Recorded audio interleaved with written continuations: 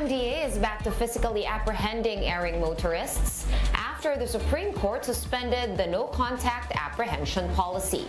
Nire-respeto po natin ang TRO ng Supreme Court at susundin po natin ito. Matapos ipatigil ng Korte Suprema ang No Contact Apprehension Policy o NCAP, babala ng MMDA sa mga motorista, kita-kita na lang sa lansangan.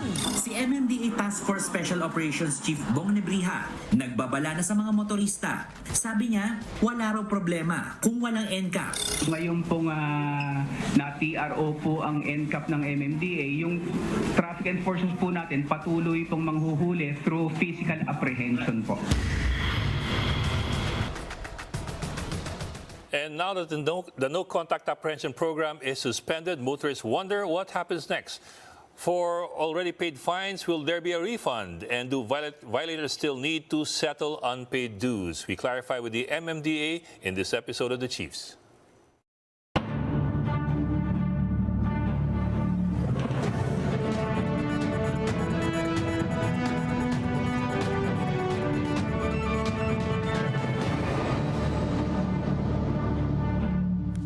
Welcome to the Thursday edition of The Chiefs. With us, of course, Pamintuan of the Philippine Star.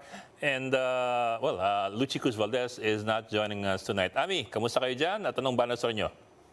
Good evening. Mukhang hindi na natuloy yung ating merger with, well, it's an investment, no? Ng TV5 and ABS-CBN. I suppose that took a lot of people by surprise, even us. Yes. Yes, walang explanation na binigay eh. Saka yung investigation ng Bureau of Customs doon sa, well, alleged smuggling, no, sa Subic, ni-reinstate na yung mga nasuspindi naman nasuspindi, no? Kundi they were, I think, temporarily relieved dahil daw tinitingnan kung meron ng smuggling doon. Yung anim na official, binalik na sila. And of course, other stories as well. Peso hits an 18-year low of 56.42 against the US dollar. So kung may dollars ka, well, good for you.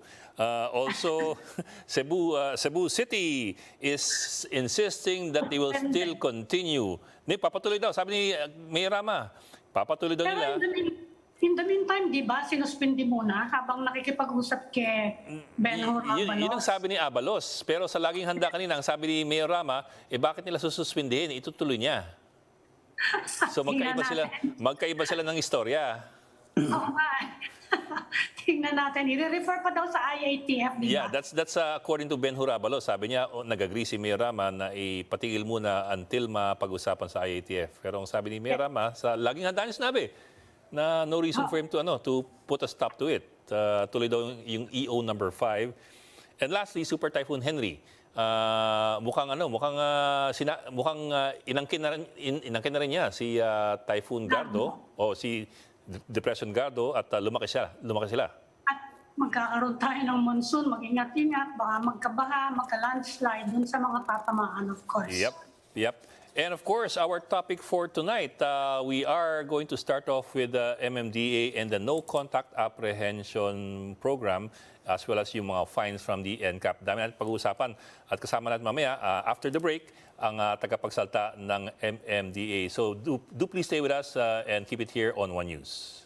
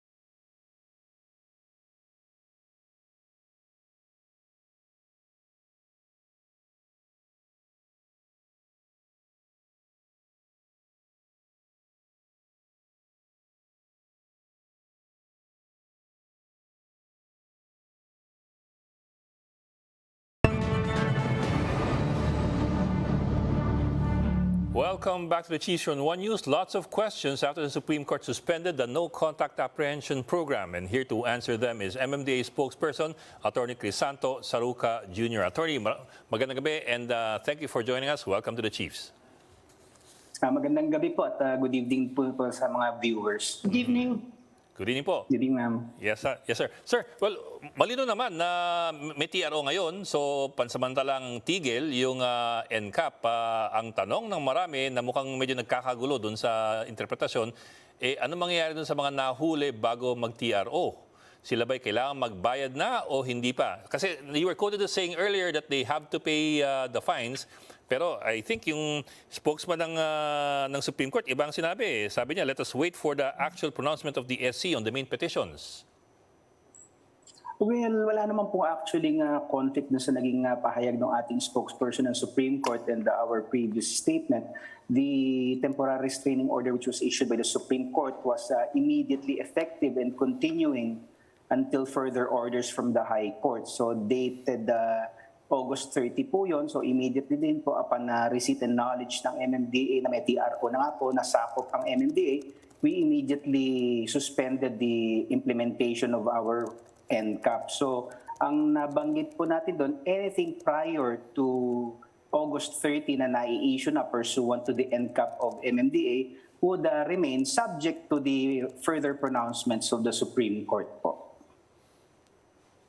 Pero tuloy-tuloy pa rin ba yung tuloy-tuloy, hindi naman tinigil yung monitoring, di ba? Nandiyan pa rin yung CCTV.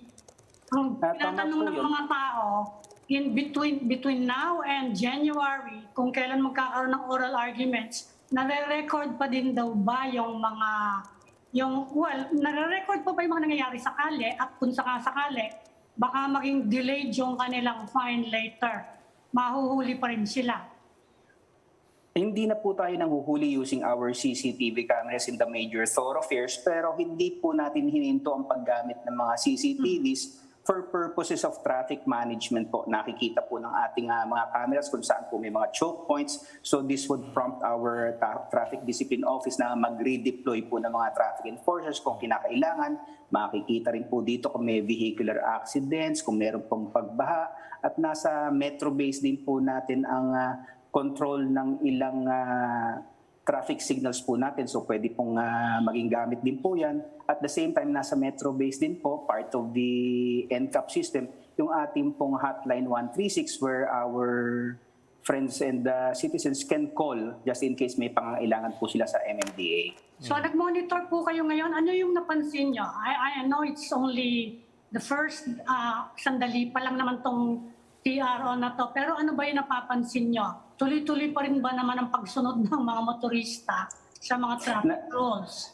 Nag-redeploy na po tayo doon sa ating major thoroughfares at kaninang umaga po ang na-monitor po at naisabit sa ating report nung sa Commonwealth po ang nahuli po ng ating physical apprehension ay more than 50 kanina pong umaga. Mm-hmm. Sir, sorry, balikan ko lang yung kanina, the first question. So as far as motorists are concerned, motorists who were caught on cam before the TRO, what should they do? What does the MMDA expect them to do? Kasi we just need this to be clear. Kasi alam mo naman, kaysa magkapatong-patong ang problema, might as well lay it on the ground, lay it on the table. Opo. So again, the TRO was effective August 30. Yes, so sir. anything prior to that, at na-action na naman po ng MMDA, it is possible that we have already issued notices of violation. So probably it's on the way by mail. So pag natanggap po noong ating mga kababayan, antay na lang po natin kung ano magiging pronouncement ng Supreme Court kasi yun po ang sabi, it is immediately effective and continuing until further orders. Yes, sir. Pero ibig sabihin nun na walang kikilos, and you acknowledge this po, tama? Walang kikilos, walang gagalaw, walang kailangang magbayad until may clarity coming from the Supreme Court itself. Yes, sir. We have to wait for the Supreme Court to issue further orders para po dito sa usaping ito. At wala naman pong magkakaroon ng accumulated interest yan, ano? Kasi yung petitioner, actually yun ang kinagalit niya. Yung, I think that's the lawyer. Oh, yung na nagkapatong-patong daw in the city of Manila. Kaya umabot ng thousands and thousands yung kanyang maliit lang naman daw na violation. Sa inyo, wala naman kayong interest, no? Opo, wala pong interest and surcharges po sa MMDA. Kung ano po yung naging violation, yun lang po ang sisingilin. Tapos kung hindi po nabayaran within 7 days, magkakaroon lang po ng 30 pesos na clearance fee para ma-lift po yung alarm noon sa Land Transportation Office. Saka linawin lang natin, ano yung range ng fines ninyo under the NCAP? Kasi yung iba, akala nila pareho kayo MMDA and the local government units eh. Sila yung napataas talaga, di ba? Yung sa MMDA, magkano yung range ng fines? Depende po sa violation yan on the part of MMDA. Ang naalala ko lang po is kung disregarding traffic sign, it's 150 pesos. At kung number coding po is 300 pesos. Yung pa yung isang tatanong namin. Yung number coding, tuloy-tuloy ang enforcement, di ba? Hindi naman natigil yan. But not under NCAP. Opo, tuloy po ang ating apprehension under the re-implemented number coding pero by physical apprehension po. Sir? At saka ganun pa rin yun. Di ba? Tinanong din nila yun eh. Kung nahuli kayo dito sa isang city, physically, we're talking about physical apprehension na, at tumuloy pa rin kayo sa ibang pupuntahan nyo at nahuli uli, pwede yun na doble-doble yung violation nyo. Posible po yun kasi ang idea naman po talaga ng ating ticket is pag na-apprehend na physically yung motorista at na-issue ng ticket, dapat po umuwi na yung motorista kasi in the first place po dapat hindi siya lumabas. So halimbawa po natikitan siya ng MMDA sa major thoroughfare tapos nagpatuloy pa po siya sa paglalakbay niya at nahuli naman siya ng local traffic enforcer, pwede pa rin po siyang tikitan doon on the basis of another violation po dahil hindi po siya tumupad na dapat umuwi na siya. Sir, another point of clarification, the Supreme Court set the oral arguments to begin in January of 2023. That's what, 5 months from now, 4 or 5 months from now. What does that mean in terms of the TRO? Does that mean that the TRO stays until magsimula yung oral arguments? Or does the TRO expire? Tama po yan. Pag ang Supreme Court po ang nag-issue ng temporary staying order, it is effective until lifted po. So kung sinasabing may oral arguments on January 24 of next year, at hindi pa po nililift yung TRO, tuloy-tuloy po yun hanggang wala pong sinasabi ang Supreme Court. Okay, so suspended animation talaga siya until January or beyond. Kasi simula pa lang ng oral arguments yun eh. And Lord knows how long this will take. That's correct, sir. Well, ngayong naglabasan yung mga traffic enforcers uli, ang balita ngayon, magkakaroon ng crackdown on violations of the seatbelt law. Ang MMDA po, ganon din ang gagawin. Actually, hindi lang naman po yung seatbelt law ang pinapatupad ng MMDA. Basic po dyan yung ating number coding and then yung pong no loading, unloading, disregarding traffic signs, and then yung pong anti-distracted driving, gumagamit po ng cellphone while operating a motor vehicle. So lahat po ng traffic rules and regulations ay pwede pong ipatupad ng MMDA but on the basis of physical apprehension. Mga ilan po ang dineploy nyo ngayon for these physical apprehensions? Yun din ba yung dating numero o nagdagdag kayo ngayon? Yung pong bilang kasi ng traffic enforcers natin, fixed po yan kasi yung po yun nasa empleo natin ngayon. But ang naggalaw po is the deployment in certain areas po kung saan critical, kagaya po ng mga choke points in the flyovers and in the underpasses po. So more or less po nasa 900 ang daily na deployment po natin per shift. Sir, another... Ino-mention ng yung traffic enforcers ng local government units. Medyo nagkakatulungan po kasi po ang ating mga local traffic enforcers ay nasa secondary roads at ang MMDA naman po nasa major roads. So nagkakatulungan po yan. Sir, another issue that might prove a little bit touchy, depending of course on how the Supreme Court rules, is the possibility of a refund. Possibility lang naman, possibility. Kung sakaling the Supreme Court strikes down the NCAP as unconstitutional, si Congressman Mikey Romero, for example, was saying that the agencies and the LGUs should reimburse apprehended motorists, especially if the program is found to be constitutionally deficient. We will comply with any decision that the Supreme Court will hand down eventually po. So kung yun po ang magiging direksyon ng Supreme Court, then definitely the MMDA will comply. Well, in fact, may final ng petition ngayon yung Liga ng Transport Operators ng Pilipinas precisely to that effect na i-reimburse daw sila. Paano yung pag na-reimburse yun? I mean, when did you, mga magkano na kaya ang nakolekta ng MMDA? Marami-rami Kasi na po yan. before the pandemic pa yung NCAP nyo, di ba? Medyo matagal na yun. Actually po, nag-re-implement po noong year 2016. So until na-issuehan po tayo ng TRO, marami-rami na rin pong mga nakapagbayad ng mga fines through our NCAP. So paano kaya yun? Hanggang anong year kaya ang kakayanin? Reasonably na pwedeng i-reimburse kung sakasakali lang na pagbigyan yung petition. With deference to the Supreme Court po, antayin na lang po natin yung magiging decision nila. Yes, sir. Well, sir, of course, we do understand what you're saying. Na, siyempre, it all depends on the Supreme Court. Pero we're just wondering in terms of the practicality of things. If you're looking at 6 years of implementation of the CCTV policy, medyo mahirap-hirap pong balikan yon. Totoo po yan na it would take a lot of funds to refund the fines already collected. So baka po kailangang magkaroon po ng additional na pondo ang MMDA just in case magiging ganun po ang decision ng Supreme Court to refund the fines already collected. Not to mention yung logistics kasi madugong balikan lahat yan. I mean, I can imagine. Totoo po.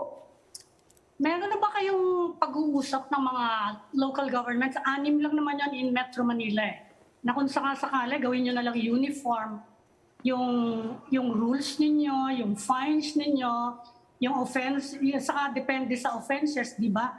Kasi yun ang nirereklamo ng iba na yung ibang mga violations na sinasite sa kanila unreasonable na daw at magbabayad pa sila ng unreasonable na fines. Yan ang pinagsimula na itong problema nito Meron na ba kayong ganung usapan with the LGUs?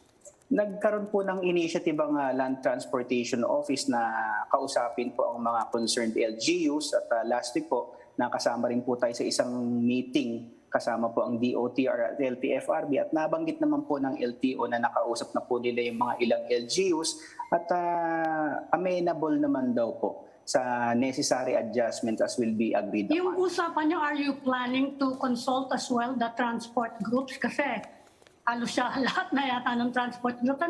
Of course, yung mga commuter naman, may commuters naman na sumusuporta din sa inyo. Pero are you planning to consult the other stakeholders dito?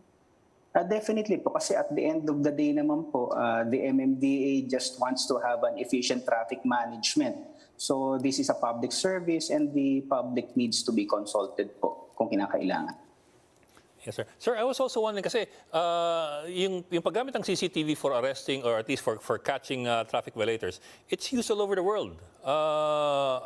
I'm wondering if you're aware of any other country where the use of CCTV is being questioned or has been successfully questioned before their local courts.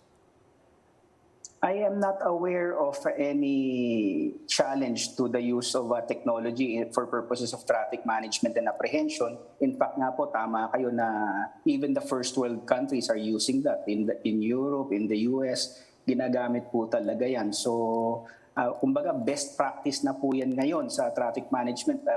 Medyo old school na po yung traffic enforcers on the ground. So, we'll see kung ano po ang magiging developments nito. Nasobrahan nga lang daw kasi yung fine. Saka Albay, Congressman Joey Salceda is questioning kung bakit, I know it's not MMDA but the LGUs, bakit daw nag-tap ng private company, I think it's QPAX, para mag-implement ng enforcement of traffic rules.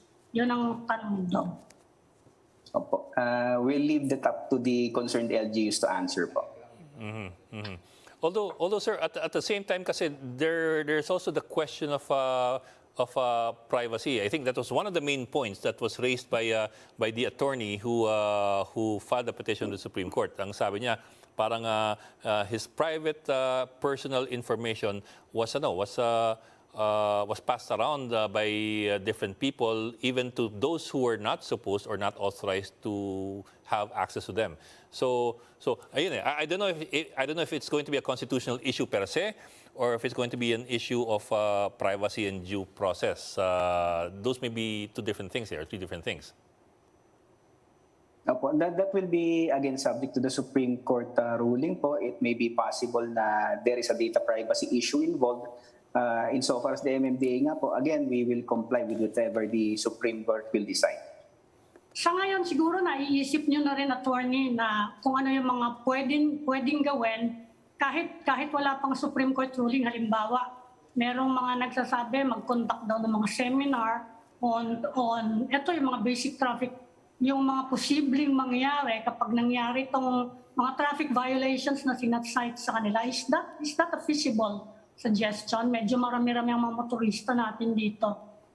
Meron po kasi tayong patakaran sa MMDA na pag may 3 pong apprehensions ay mag-undergo ng seminar o na traffic rules. So again, pwede rin naman pong ipatupad yun on the basis of physical apprehension in the meantime. Kasi nung panahon naman pong wala pa tayong CCTV, wala pa pong NCAP, talaga naman pong face-to-face ang apprehension natin sa mga lansangan.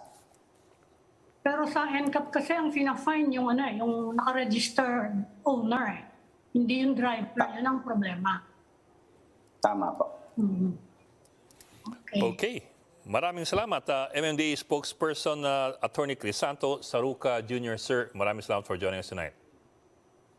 Maraming salamat din po sa pagkakataon. Thank you, attorney. Thank you, sir. Thank you, ma'am. We are Thank you. starting up another conversation right after this break, so please stay with us.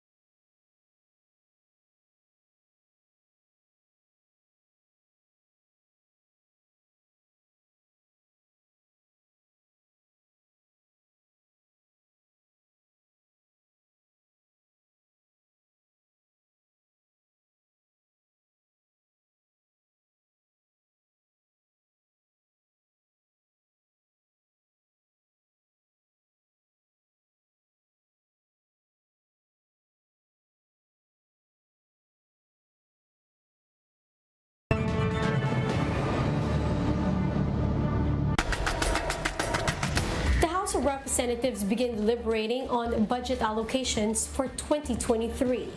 We have a formula to allot or fund each department. And in preparing the budget, as previously said by my colleague here, we take into consideration really the utilization and absorptive capacity of the agencies. Some lawmakers are wanting to give the tourism department a bigger budget for next year. Kailangan siguro dagdagan natin yan. Dagdagan natin kasi kailangan na bumangon ng ating bansa. Napakaklaro po nito. Ang babangon ng ating bansa economically pag maganda ang kanilang funding. Dinipensahan naman ng Budget Department ang 588.1 billion pesos na unprogrammed funds sa ilalim ng proposed 2023 national budget. Ito po yung mga proyekto na hindi pa po natin alam na mangyayari. Katulad po nung nagkaroon tayo ng pandemic or nung nagkaroon po ng increase nagkaroon po ng fuel hike, dito po natin kinuha po yung pondo para sa pagbibigay ng free bus carousel natin, additional funding po for our ayuda, and even po yung pagpapatayo natin ng mga clinics or yung mga services po sa health sector ng panahon po ng pandemic.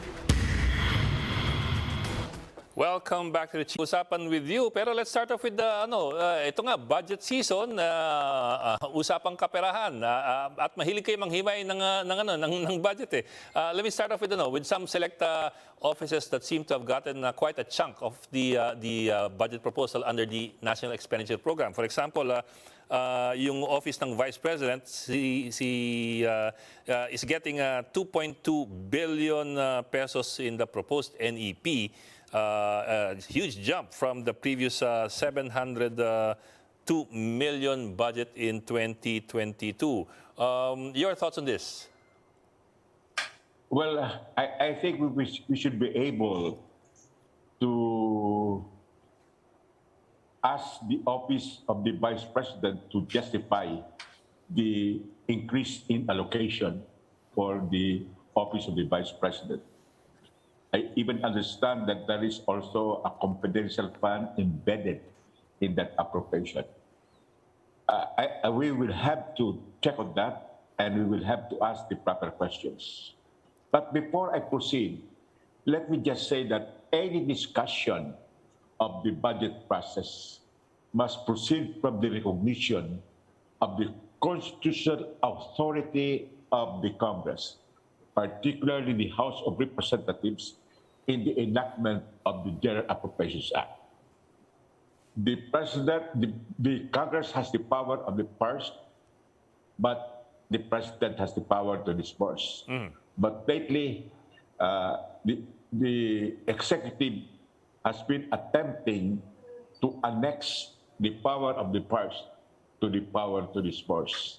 And that is not a constitutional thing, because the President cannot impound what Congress has enacted and what the President himself has approved. Sir, could you elaborate on that? When you say he's trying to annex the Congress's power to purse, exactly what do you mean? Are you referring to the unprogrammed funds amounting to 580 billion or No. Oh, sige, sir, go ahead. Not that one. The unprogrammed funds have been traditionally included in the General Appropriations Act for about 4 decades or so. And these are standby funds. Standby funds. When there is an increase in revenue or a new sources of financing, like new tax revenues and tax collection, then that can be activated. But there are certain conditions to make the unprogrammed funds available. Yes, sir. And that has not been declared as unconstitutional. What I said is this: under the Constitution, Congress has the power to enact the General Appropriations Act. The President proposes the budget, but that is only a proposal, but Congress will dispose of it. But lately, it appears that the executive wants the National Expenditure Program, that is the President's budget proposal, to be cast in stone and for Congress not to interfere with it. But Congress has the right to modify, alter, reduce, or even augment the items in the National Expenditure Program, which is the basis of the appropriations bill, provided that Congress does not exceed the ceiling provided for by the President. And unfortunately, in many instances, this has been the practice for the past 2 administrations, that the Department of Budget and Management prepares a matrix and compares what are the items in the National Expenditure Program and what are the new items initiated by legislators. Those initiated by legislators are part to what is said as for data release. Some are never released. And that would be the President impounding the budget expenditure items. But I am happy to note that according to the Department of Budget and Management, this practice will not be continued anymore. That would be a recognition of the dominance of Congress in the enactment of the General Appropriations Act. Congressman, I understand, ginawa yan panahon pa ni Noynoy, di ba? It was started there para nga daw magkaroon ng better planning of development projects at hindi kanya-kanya daw yung mga congressman kung saan-saan daw napupunta, mga roads daw na hindi kailangan or roads benefiting their families, businesses. So that's the other side of that argument, Although yun na nga ang sinasabi, because of that arrangement, yung power of the purse effectively was transferred to the executive. Pero ano naman masasabi nyo dun sa other side of that argument na yun na nga, to prevent hindi naman abuse or misuse, but to prevent yung gulo-gulo daw sa planning ng implementation of projects. Well, the president has the power to veto items in the budget. If the president feels that this is not a proper item of expenditure, then the president can veto it. But once the president would approve those items, then they should be released because they are now legal and legitimate items of expenditure. So if it is not vetoed, then it is allowed. So hindi pa tayo sure kung matutuloy nga. Who in the Department of Budget and Management committed na hindi na masusunod yung dating sistema? No less than the Secretary of the Department of Budget and Management. So we will be waiting for, halimbawa sinabit niya na yung final version of the budget and we will see kung i-veto nga. We'll still have to wait, Well, kung matutuloy nga yan. No, kung i-veto, that's all right because that is the president's prerogative. Pero kung hindi binito, in-approve, kailangan i-release sapagkat hindi pwedeng for later release at ang minsan hindi na-release. So, if he wants to veto it, well and good. The Congress can have the right to override the veto, but we have never done that before. Pero But once approved, it should be released. Yun ang di ba? Nothing can stop the DBM actually from slowing down the release. Di ba? Well, under the system, you cannot stop the DBM. Pag sabihin niya, lapang pondo saka na kayo. That is always the reason, but we know if funds are there and if funds are not available. So we would rely on the best discretion of the executive in exercising the power to disburse. But we hope that they are not going to intrude into the congressional power of the purse. So the power to disburse is still with the Department of Budget and Management. Yes, with the president. With the president. Okay, sir, balikan ko lang yung unprogrammed funds. Totoo naman na it's always been there. In the past, it's always been there as a standby fund. Meron lang trigger mechanisms for the release. But I think what concerns some people right now is the amount of money that's been put in unprogrammed funds. You're looking at almost 600 billion, and that's almost 10% of the entire NEP for 2023. Well, I am not defending the Department of Budget and Management, but I understand that only about 200 billion would be the proper program funds because the rest are standby funds for our payment of principal obligations. That is part of the debt burden, which is supposed to be automatically appropriated. So it is not excessive. Okay. Well, you're also raising questions about the debt burden, and you have forwarded the question to the government. May response na ba sa inyo yung concern niya about the 1.6 trillion na the concerns that you have raised? Well, actually, my concerns were already answered. That they admitted that we cannot possibly implement the budget fully without expected revenues. There will be a shortfall in the revenues. So in other words, there would be other sources of financing in order to finance the balance, and most probably this would come from borrowings. So that is already admitted, and that would also increase the government's budgetary deficit. But I said during the budget hearing, we should not be afraid of having a budget deficit as long as we are able to grow. If we want to grow, let us spend more, and we should manage a larger budget deficit. And sir, what about The important question is we should spend in order to grow, in order to develop. Yes, sir. Yes, sir. I think we all agree on that. But sir, at the same time, let me ask you about budget priorities as far as departments are concerned. Your thoughts on the priorities that have been set down in the NEP. For example, I think agriculture was supposed to have grown its budget by, I think, 39%, thereabouts, and so on down the line. Do you have any insights or any comments as to how the priorities have been laid out in terms of the departments? Well, the Department of Education would get the lion's share of the budget. And then the Department of Budget and Management would be next.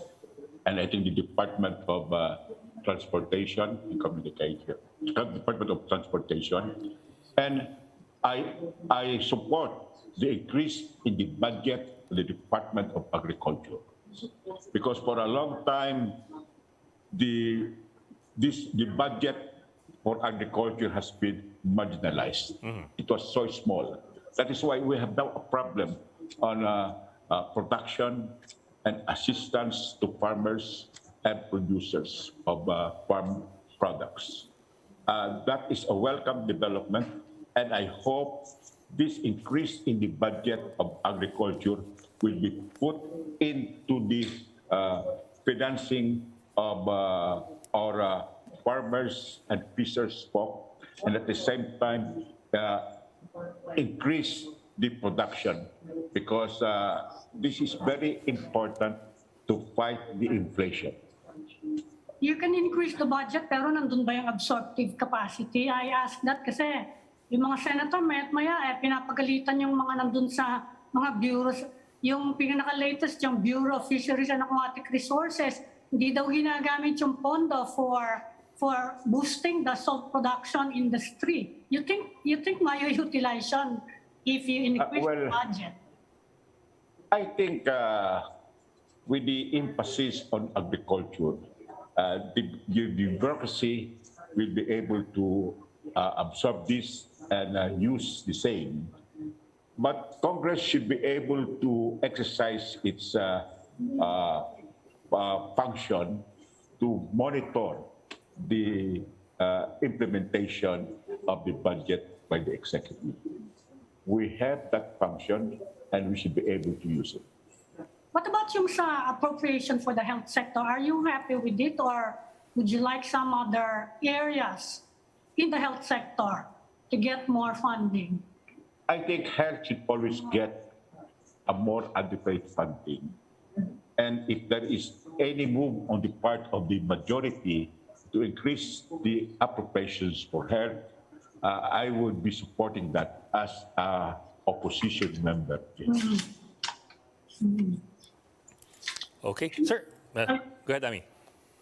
Sige, hindi. Related to that, kasi sabi ng PGH Union kung maaari daw yung allocation ng mga lawmakers for referral to the PGH bawasan para daw mabayaran yung mga allowances nila at madagdagan yung budget ng UP-PGH. What do you say to that?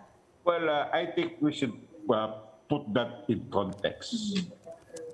These referrals, which are funded in the General Appropriations Act, would give additional income to the PGH because hindi naman to libre. And also, we will be able to help indigent patients get necessary and quality medical care. So these are not put to waste. It's a very important aspect where we are able to assist the indigent patients and at the same time give income to the hospital. Would you know how much the appropriation for the referrals for this year is? Yung amount, kahit ballpark figure? That is part of the congressional SOP allocation. Yes. And it could be in the vicinity of 5 to 10 million, depending on the discretion of the congressman when he submits the SOP projects. But it could even be less than that, because there are other claimants to these SOP projects. For example, there is the educational scholarship program. Some could be used for the local government support fund. Marami ito. So if you think of a ratio, then most probably that would be no less about 20% of the 30 billion SOP projects. So 5 to 10 million per congressman, you're saying? Yes, but it could be more in other congressmen. Okay. But the average could be in that vicinity of 5 to 10. Okay, sir, if you don't mind, I'd like to shift gears naman, different topic altogether. Earlier, when there was a decision to delay the closing of the agreement between ABS-CBN and MediaQuest and TV5, you were quoted as saying that the two companies should be brave and steadfast. What did you mean by that, and how do you react to the news today na terminated na po yung investment deal na ito? I was reading a copy of the statement, and I found out that there was no reason, or there were no reasons why the agreement was cancelled or terminated. So that would be a good question to ask the two networks. But I think there could be some sort of a prior restraint on the freedom of the press when, again, Congress started to investigate about this agreement. To my mind, whatever has been disclosed to the press, I think the agreement is above board and no regulations or laws were violated. And to me, if there is a suggestion or even a demand that this agreement should be submitted to the National Telecommunication Commission, NTC, or to the Philippine Competition Commission, or to Congress itself for prior approval before it is consummated, then I think that would be a restraint on the freedom of the press and free expression. I don't know how the ongoing investigations and the ongoing tirades against the agreement influence the two networks in abandoning or canceling their agreement. But what do you think, sir, is the effect of what happened and the decision, and today's decision? What do you think is the effect of that on the Philippine media? Well, I think one, there could be an inception of some restriction or constraints or restraints on media. Number two, the expected competition in the industry was aborted, and there will be the continued dominance of one network. And I think competition would be important because it would be able to make the players in the industry produce better programs, better newscasts, or better commentaries. And there will be a fair competition for viewership as well as revenues. Well, there was a commitment the other day from Malacanang to respect for press freedom. What do you think of that? Well, there has always been commitments from the powers that be, but most of the time, these commitments are in words rather than in deeds.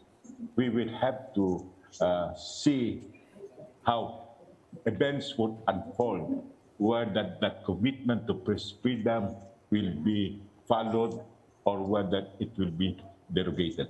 I'll shift gears a bit. Kumusta yung opposition in the House of Representatives, Congressman? Kasi sa Senate, medyo lumalabo. Kumukunti ba lalo membro niya? What's happening now? Mas mabuti pa nga amin sa Senado. Dalawa sila. Nandun si Risa and Coco. Risa and Coco. Si Risa and Coco. Dito sa House of Representatives, ako lang mag-isa. I'm the lone opposition member of the House. The rest are with the majority or with the company union. Paano yun? But you have to have a presence in all the committees, di ba? Hindi naman important committees, but Yes. I make it a point to be present during the plenary sessions. Mahirap kasi sa Zoom sapagkat kahit gusto ko magsalita, kung hindi ka ma-acknowledge, wala kang magagawa. So, it would be better to be in the session hall. So paano yan? Can you delegate? Can you send a representative to a hearing, for example? Paano ko sabay-sabay? Bawal. Okay. The rules of the House would not allow that na a representative could speak for you. Unlike in the Senate na pwede. Sa amin, hindi. You have to personally be there and speak. You could have a representative, but the representative doesn't have the right to speak, only to listen and take notes. Pero sir, what about the Makabayan Bloc? What are they in Congress? I mean, what is their what side are they on in Congress? Well, it's unfortunate that according to them, for their protection, they have joined the company union. But even if they're in the company union, they are very vocal in their criticism of certain government policies. But since they are with the minority, which is co-opted by the majority, there are constraints on their part, and sometimes their approach, and they are told, kung pwede, tama na muna. But they cannot do that to me. So, ilan yung members niyang co-opted minority as you described them? Yung member ng company? I think there are about 23 members, most of them coming from the party list, not coming from the district representatives. What does that do to the work of fiscalizing, of providing checks and balances sa tingin niyo?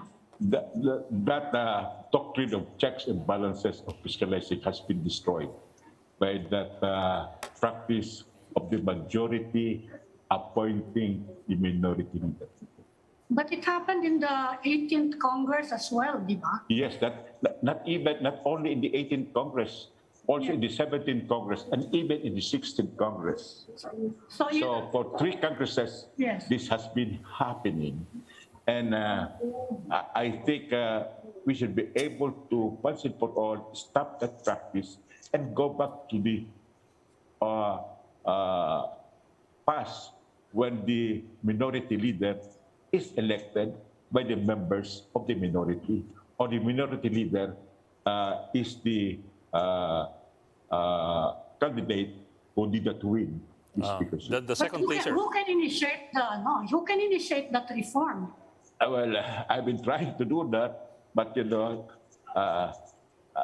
that will be quixotic on my part, because this kind of arrangement favors the supermajority. They are the supermajority, and at the same time, they are the majority over the minority because they handpick the minority. Pero sir, Masama talaga nangyayari. yes sir, pero sir, even if you go back to the previous arrangement where the second placer becomes the minority leader, I was wondering kasi di ba minsan problemado rin yun because sometimes you also have somebody who who belongs to the majority bloc who also runs for the speakership. Sometimes you have different factions of the same, of the same group. I'm happy to note that that has been abandoned. And in the case of Teddy Bagilat, Yeah. who was a true opposition member, he was second place to Speaker Alvarez, but he was not recognized. His case went to the Supreme Court, and the Supreme Court said it's the prerogative of the House to choose their own leaders and officers. Okay, well, that will always be a problem. That will always be a problem actually for both chambers, I think. Anyway, sir, always a pleasure to have you with us. We hope to have you again soon. Maraming salamat for joining us tonight, Congressman Edcel Lagman. Thank you so much, Ed. Thank you, Ami. Thank you Ingat po very parate. much for this opportunity. And that's it for the Chiefs. We hope what was discussed here will keep the conversation going. I'm Ed Lingao. I'm Mami Pamintuan of the Philippine Star. We are One News, all sides, all the time.